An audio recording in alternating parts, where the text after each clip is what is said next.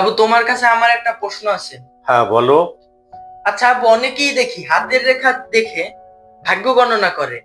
আসলে এগুলো কি আদৌ সত্য না মিথ্যা, তোমার মতামত? এগুলো আসলে সম্পূর্ণরূপে ভণ্ডামি। এগুলো সত্য না, তোমাকে এর একটা বাস্তব উদাহরণ দেই। আচ্ছা, অনেকের তো হাত নাই, অনেকে জন্মগতভাবেই হাত পা নাই, আবার অনেকে আছে দুর্ঘটনার কারণে হাত পা হারিয়েছে।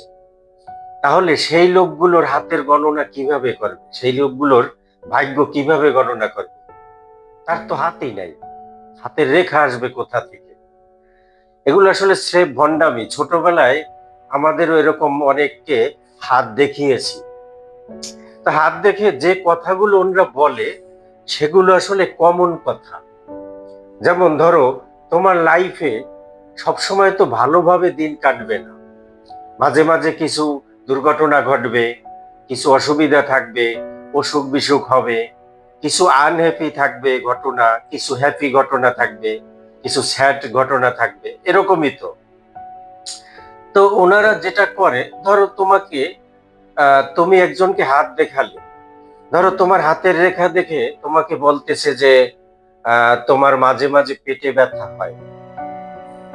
আসলে মাঝে মাঝে পেটে ব্যথা এটা মানুষ মাত্রই হয়, স্বাভাবিক একটা ব্যাপার। অথবা বলবে যে তুমি রাত্রে একা একা যখন হাঁটো, মনে হয় তোমার পিছনে কেউ হাঁটতেছে।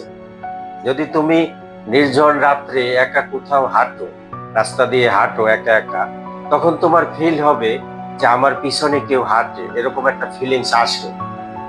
এরকম একটা কমন কথা বলে। অথবা বলবে যে তোমার জীবনে দুইটা বড় দুর্ঘটনা গেছে অতীতের, বলবে যে তোমার জীবনে দুইটা বড় দুর্ঘটনা গেছে।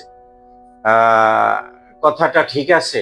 তখন তুমি মনে মনে রিকল করবা যে আসলে আমার লাইফে তো হ্যাঁ, এরকম দুর্ঘটনা তো গেছে। কারণ মানুষের লাইফে তো অনেক দুর্ঘটনাই হয়। তো উনি দুইটা বলবে, বড় দুইটা দুর্ঘটনার কথা বলবে, তুমিও মাথায় ওই পিছনের দুইটা বড় ঘটনা বারবার রিকল করবা, মনে করবা। আসলে কিন্তু অনেক ঘটছে এরকম।